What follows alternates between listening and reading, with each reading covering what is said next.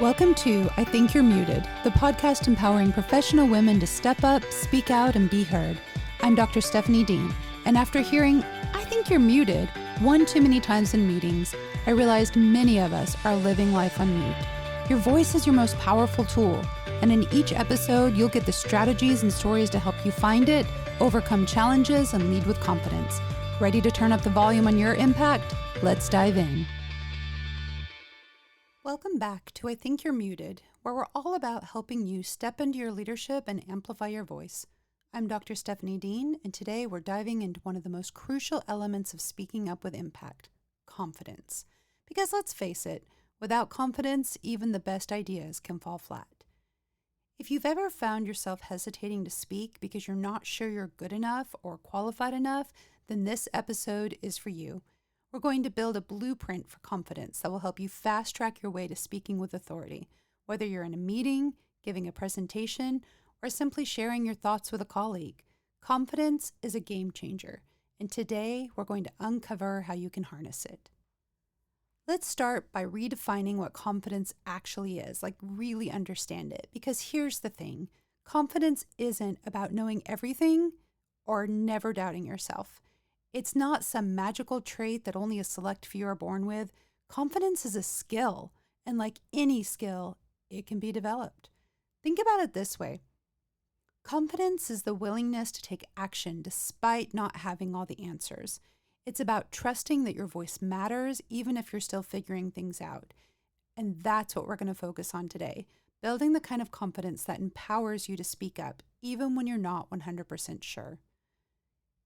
Here's a truth that might surprise you. The most confident people you know still have moments of doubt. They still question themselves. The difference is they don't let that stop them. They've learned to act in spite of their doubts. They act before they're ready. Let's talk about the common misconception that confident people are always fearless. This is such a myth. Even the most successful leaders, the ones who seem to exude confidence, have moments where they feel unsure. But here's what sets them apart. They've built the resilience to push through those moments of doubt. They don't let uncertainty paralyze them. Instead, they've learned to embrace it's all part of the process. I used to think that confidence was something you either had or you didn't.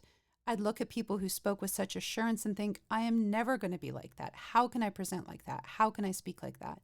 But the more I put myself out there, the more I practice that resilience and those skills, the more I realize that confidence is not about being fearless. It's about being willing to try, willing to fail, and willing to grow. I remember a time early in my career when I had an opportunity to present a major project to senior leadership. I was terrified. And side note, I also had to do it in Swedish. More terrifying as not a native speaker.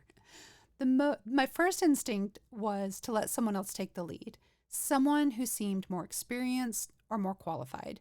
But something inside me said, no, like this is your time, do this. So I pushed through the fear and did it. And you know what? It wasn't perfect. My grammar in Swedish is actually kind of laughable. But it was a huge step forward in building my confidence. The act of stepping up, despite my fear, was what really mattered. And also, in oral parentheses here, the project got funded, which was awesome. That experience taught me a valuable lesson. Confidence isn't about having all the answers or about being perfect. It's about showing up. It's about being present and being willing to take a risk. Every time you take that step, even if it's just a small one, you're building your confidence muscle. So let's explore why this matters so much. Confidence is not just about feeling good. It's about being able to communicate effectively, make decisions, and lead others. It's about having the courage to express your ideas and opinions, even when they may not be popular. And in a world that often values certainty and decisiveness, your confidence or your lack of confidence can make all the difference in how you're perceived and the impact that you can then have. Okay, I want you to think about a time when you held back because you didn't feel confident. What was the outcome? Did you regret not speaking up? And now, think about a time when you pushed through the doubt and shared your voice. How did that feel? What happened as that result? These reflections, which we do pretty often in this series, are key because they show you just how powerful confidence can be in shaping your experiences and your career. As we continue today, I'm going to give you some concrete tools and strategies to help you build the kind of confidence so that next time you're in a situation where you feel unsure, you have the skills, you're building the resilience, and the mindset to speak with authority. So let's talk about the 3 pillars of confidence. Now that we've redefined what confidence really is, let's break down these 3 pillars of confidence: preparation, mindset, and action. These are the building blocks that will support you in speaking up with authority. So let's start with preparation. It is your foundation. Confidence often comes from knowing that you've done your homework and that you're ready to contribute. When you're prepared, you naturally feel more confident because you know you have something valuable to offer. I mentioned this in our last episode, but we actually have a worksheet that will help you get prepared for meetings specifically. If you go to corvididesign.com/meeting, you'll find that. It's free little worksheet, really helps you prepare for meetings. But preparation just isn't about gathering information. It's about understanding the context and anticipating what might be needed. For example, if you're preparing for a meeting, it's not just about knowing the agenda, it's about thinking ahead. What questions might come up? What concerns might others have? How can you address these in your contribution? A key part of preparation is also knowing your strengths and how to leverage them. When you prepare, think about what unique perspective or expertise you bring to the table. This could be your knowledge of a particular subject, your ability to connect ideas, or even your skill in facilitating discussions. Knowing your strengths allows you to prepare in a way that positions you to shine. I want to share a story about a colleague who always seemed to speak with such confidence in meetings. One day, I asked her what her secret was because I needed some of that secret sauce. She told me, "I spend a lot of time preparing. I anticipate questions. I think about the different angles. I make sure that I'm ready for whatever comes up." This preparation gave her the confidence to speak up, knowing that she was ready for any curveball. So next time you're preparing for a meeting or presentation, take the time to do it thoroughly. The more prepared you are, the more confident you feel. And remember, preparation just isn't about the content. It's also mentally about preparing yourself to contribute. So the next pillar is mindset. It's all about how you talk to yourself and how you perceive your worth and how you handle setbacks. A confident mindset isn't about being perfect. It's about being resilient. It's all about knowing that you belong in the conversation, even if you don't have the answers. So let's dive into what I call the inner dialogue. We all have that voice in our head that comments on everything we do. Sometimes it's positive, but often it's critical. It's the voice that says, "You're not ready for this. What if you mess up?" But here's the truth. That voice is just part of your brain trying to protect you from the potential failure. It's not the whole truth. To cultivate a confident mindset, you need to challenge that inner dialogue. When you hear that critical voice, ask yourself, is this true? What evidence do I have to support this thought? More often than not, you'll find that your fears are exaggerated and that you are much more capable than you give yourself credit for. Another key aspect of mindset is how you view failure. A confident person doesn't just see failure as a reflection of their worth. They see it as an opportunity to learn and grow. I'm going to say this again because this is a lesson I used to tell my students a lot, because I feel like we have taught multiple generations to take a test and then the results of that test freak them out. It is okay to fail sometimes. You learn so much from that. I'm not saying go out there and fail all the time. You need to be prepared for things. But how you view failure is a part of building your resiliency. A confident person doesn't see failure as a reflection of their worth. They see it as an opportunity to learn and grow. When something doesn't go as planned, they don't dwell on it. Instead, they ask, what can I learn from this experience? This mindset allows them to bounce back quickly, to approach the next challenge, and have renewed confidence. You see this a lot in entrepreneurs. Something may not go well. That business idea may not be viable, but you know what? The next one may be. Don't let that failure ruin your success or your next success. It is an opportunity to learn and grow. So let me share a quick story about that. I once worked with a woman who had an incredible ability to bounce back after setbacks. She told me that early in her career, she had a major presentation that didn't go well. So instead of letting it crush her confidence, she went back, reviewed what happened, and learned from it. Think about this too. If you're on a sports team, what do you do after your games, right? You go back, you watch the tapes, you learn from it, you go on and you do well the next time. So what she told me is I realized that one bad presentation didn't define me. It was just one experience, and I was determined to do better next time. That resilience, that mindset allowed her to grow and eventually become one of the most respected voices in her field. So finally, the third pillar is action. Confidence grows through action. The more you practice speaking up, the more confident you become. It's a cycle.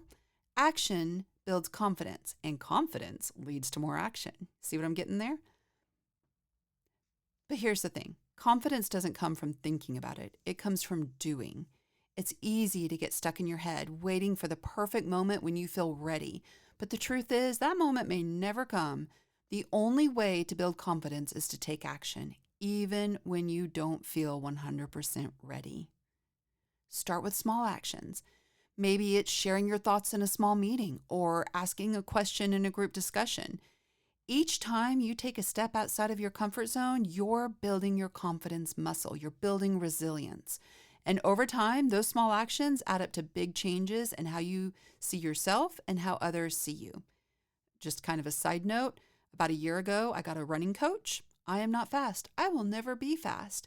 But between now and then, doing these small actions every week, every day, I've started seeing muscles in my legs. I can go a lot farther than I could before. I have built resilience, and now instead of not being able to run for 30 seconds, I can run for 15 miles. Small actions lead to big wins. One of my favorite quotes is by Marie Forleo, who says, "Clarity comes from engagement, not thought." That same is true for confidence. It comes from engaging, from doing, from taking that first step. The more you engage, the clearer and more confident you become. These three pillars, preparation, mindset, and action, are your blueprint for building unshakable confidence. And the best part? You can start strengthening these pillars today.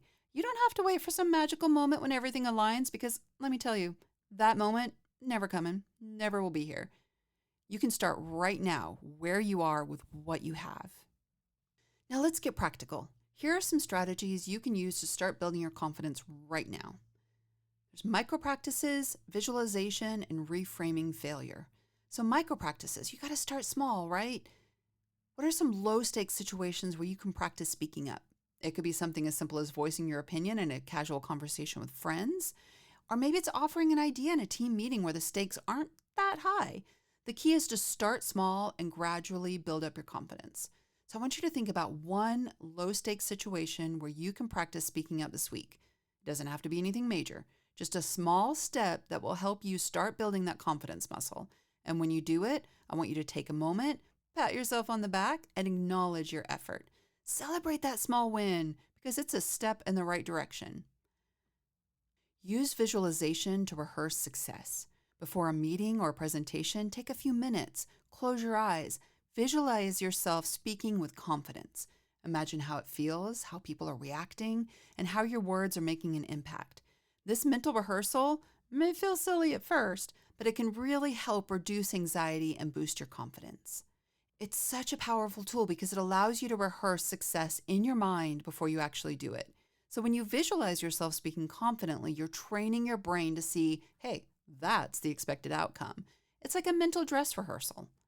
So here's how you can do it. Find a quiet place where you won't be disturbed. Close your eyes and take a few deep breaths. Then imagine yourself in a situation where you want to feel confident. See yourself speaking clearly and assertively. Picture the positive reactions from others. People nodding in agreement, taking notes, or even giving you a thumbs up. The more vivid and detailed your visualization, the more powerful it will be. And visualization isn't just about seeing positive outcomes. It's also about feeling it. Imagine how you feel when you're speaking confidently. You're calm, you're focused, you're in control. By rehearsing these feelings in advance, you're priming your brain to experience them when the real moment comes. Then you're going to reframe failure. Remember, we spoke earlier about how failure, there are lessons to be learned there. Reframe that relationship with failure. Instead of seeing it as a sign that you're not good enough, view it as a necessary part of growth. Every time you put yourself out there, whether it goes perfectly or not, you're building that confidence muscle. You're building that resilience. Failure is a natural part of the learning process. It's not a reflection of your worth or your abilities. It's just feedback. When something doesn't go as planned, it's an opportunity to learn and to grow. One of the biggest barriers to confidence is the fear of failure. I saw it all the time with my students, all the time. We're so afraid of making a mistake or being judged that we hold ourselves back. But what if we could reframe failure as a stepping stone to success? What if, instead of fearing it, we embraced it as part of the journey? I want to challenge you to reframe your next failure. When something doesn't go as planned, instead of beating yourself up, ask yourself, what can I learn from this? What can I use, or how can I use this experience to grow? By shifting your mindset in this way, you start to see failure not as something to avoid, but as something to embrace. And by that, I don't mean go looking for failure. That is not what I mean. I want you to prepare. I want you to visualize. I want you to set yourself up for success. But inevitably, sometimes things go sideways. What can you learn from that? And can you make sure that you don't let it hold you back for the next one? We don't want to waste that precious little bit of time we have on this earth being afraid of your next success, right?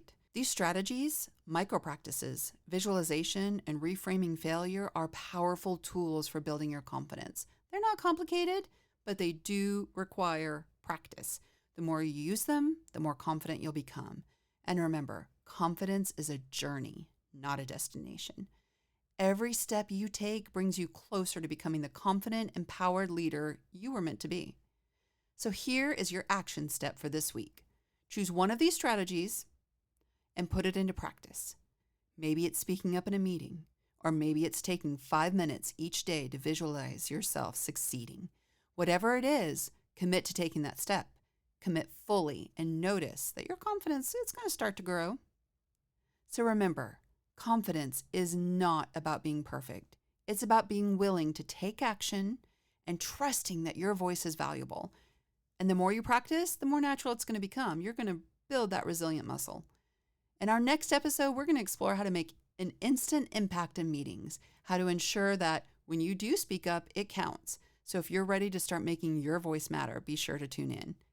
Now, if you've enjoyed today's episode, please don't forget to subscribe, share it with a friend, and leave a review. Your support helps us reach more women who are ready to unlock their voices and lead with impact. Until next time, keep building your confidence and remember, your voice is powerful and the world needs to hear from you.